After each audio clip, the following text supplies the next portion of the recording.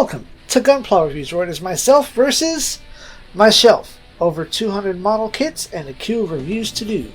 Today's challenger, encroaching upon the end of this round, this shelf, is the GF13 017 NJ Shining Gundam, the Neo-Japan Mobile Fighter from Mobile Fighter G Gundam in the year of our Bandai Lords, 2011. This was the advent of high-grade G Gundam kits. I think this is probably the third, or no, this would have had to have been the first. What am I saying? Nobel Gundam would have been third. This is clearly the first. You don't start with anything else but this or God Gundam. I digress. We have our dolled up mobile suit up front with English details. On the back here we have information such as action, rear view, option parts, pairing him up with ya boy, the Master Gundam. Information written in Japanese, and our color guide. Inside of our 4-page spread, our centerfold is more information about the Gundam itself, many of its gimmicks, fully painted and decked out, and everything that he shall come with. Our last color page is transformation. We'll come back to that shortly. Inside our 4-page spread, page 1, the usual warnings and runners. Only 5 runners for this one. Doing very good. Return information. And we start by building the core lander into the body, shoulders and head, down to the arms. Page 2, we get to upper torso assembly, followed by the feet, building up to the rest of the legs,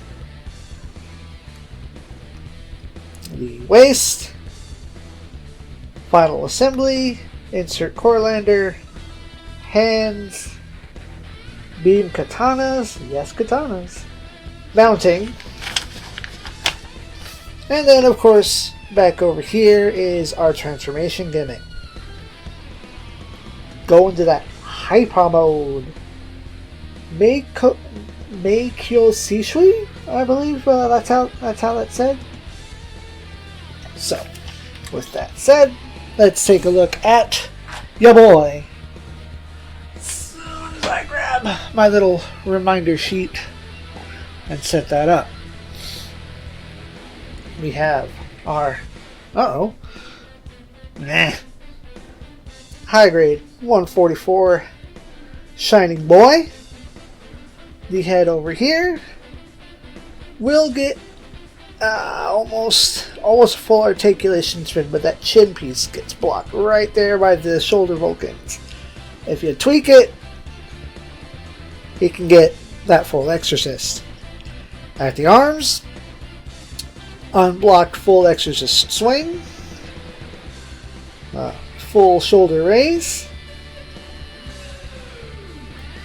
bicep rotation, elbow flex, giving us about 145 degrees or whatever mass might be in there. Traditional ball joint for the fist, arms out to side.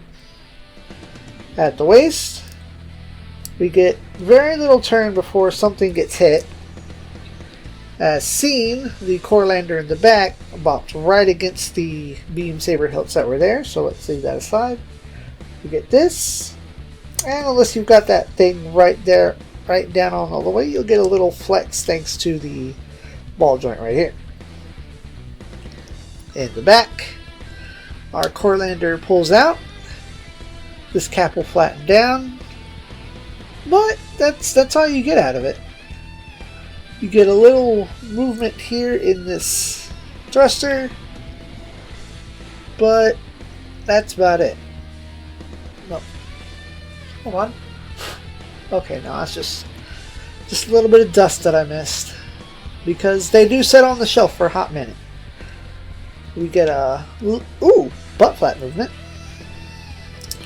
Separatable front skirts. Side skirts. That don't rotate, but they go up and down a little bit. Kind of see... Oh, no, kicking the... I'm going to stop that right now. With the legs, I'm going to move that aside again for visual. You get that butt flap movement. Tighten, squeeze that back into place. We get full flex of the knee, which is not what I was going for in the beginning. We do get some hearty back kick. Right there at the thigh, we get a full thigh twist. Up to the front, we get a good full forward front kick, you know, with the side skirt in the way. And then back to the foot, we get... That's designed that way. Anyway, there's a double joint here in the heel. Dang, my lighting's not in the right spot. Huh. I'm still working on putting the lighting in the right place. Oh, but look at that. Look at that. So, let me grab that piece of foot. It looks so silly. I love it. So,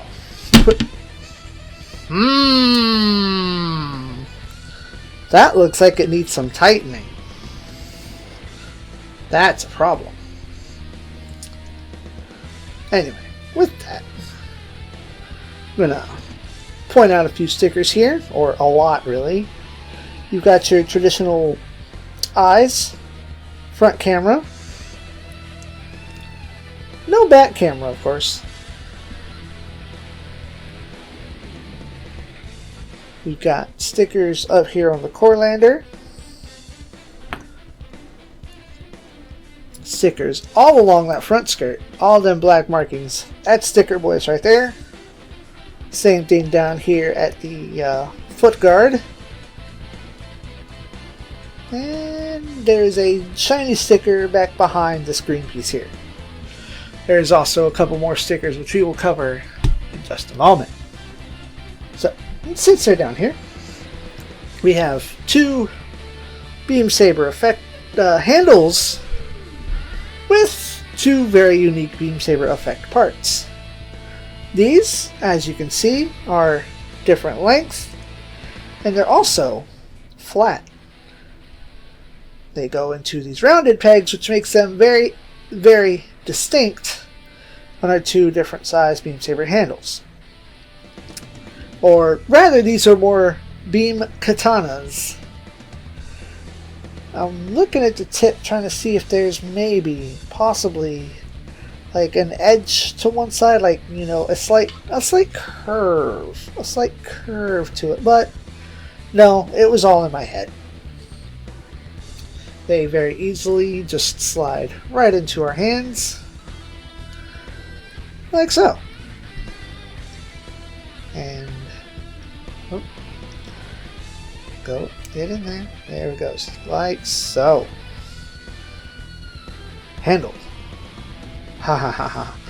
I made an accidental funny by saying handled. However, anything else that I want to show you requires a little bit of work first. So let's get these out of the way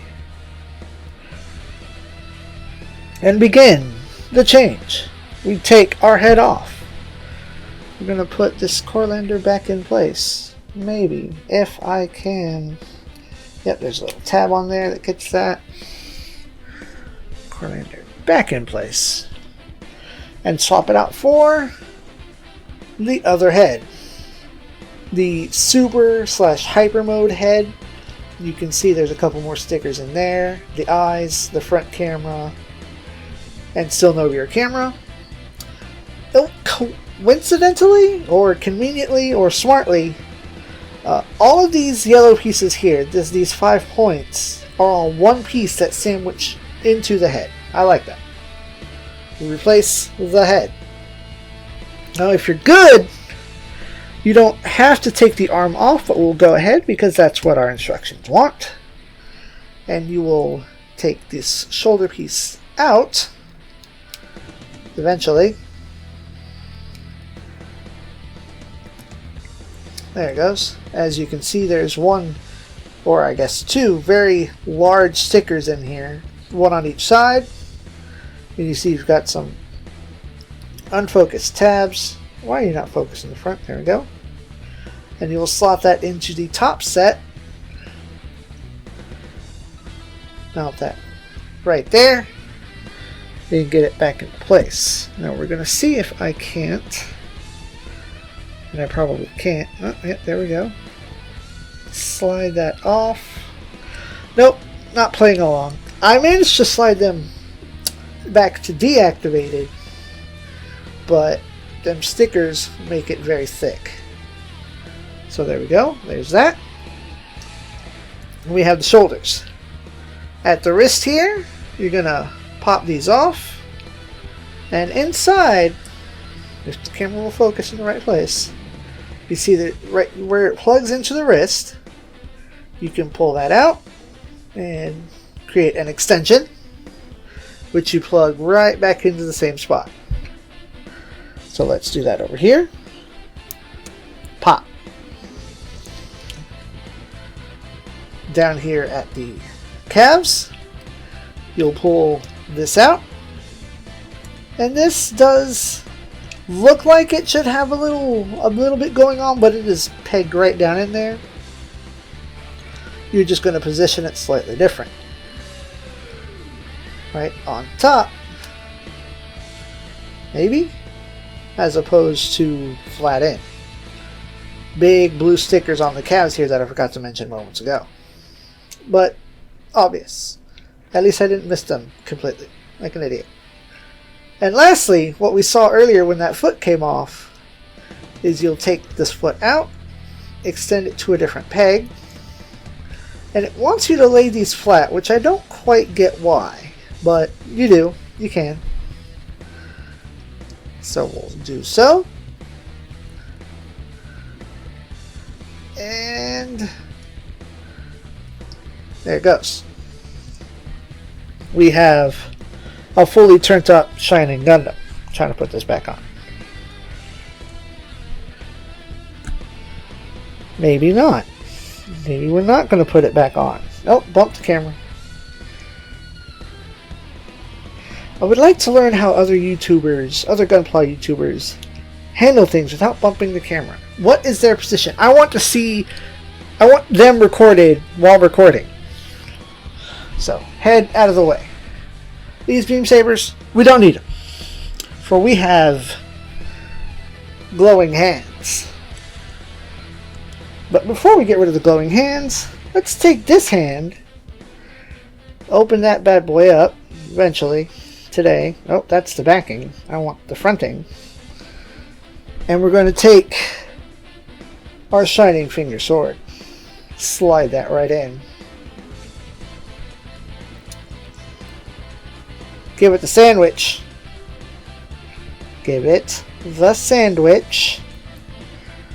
The sandwich. Still focusing on the wrong part. There we go. And I popped it out. Genius. Ooh, that's stressed. That's going to be a problem one day. I'll be very, very upset when that breaks. To give me just a moment to get this line back up. Okay, there we go. And that still fits into place like so. But we also have our two effect part hands. There goes the calf piece again. I don't like that. That's not a very intuitive design. We have the two hands.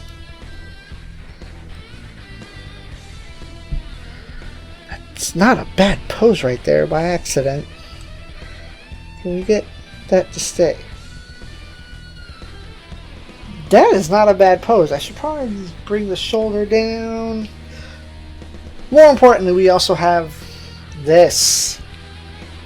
Our shining finger. This literally squeezes.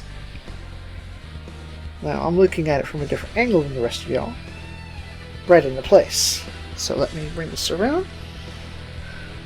And of course, we're out of focus for no good reason. And you just squish that right in there. Make sure it's in all the way. And there you go. And like I said, make sure you squish it in all the way. Ha ha ha. Joke's on me, the curse of the Let's Player. Do it off screen, it's fine. Do it on camera, you're bound to fail. There it goes. That feels nice and squishy in there. I accidentally got a good pose. Let's just get a little.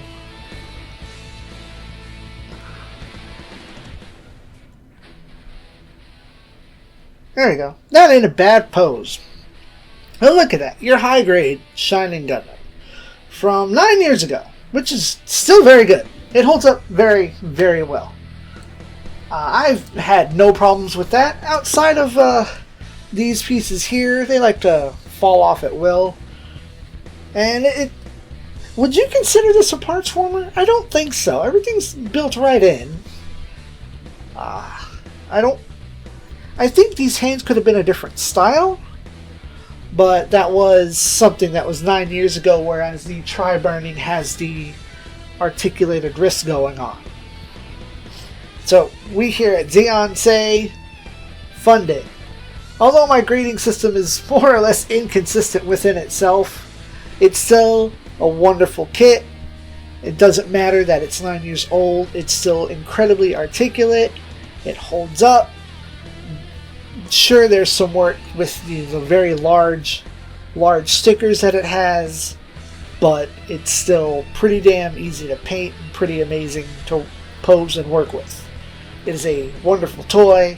It is pretty good for your beginners, and it's just a good time. I appreciate having it. But I thank y'all for watching. If y'all are going out, for real, be safe. Everybody be safe and be kind. This is about the only valid thing I can say with my small position here on the internet. Be kind, be safe, and as always, SIEG ZEON.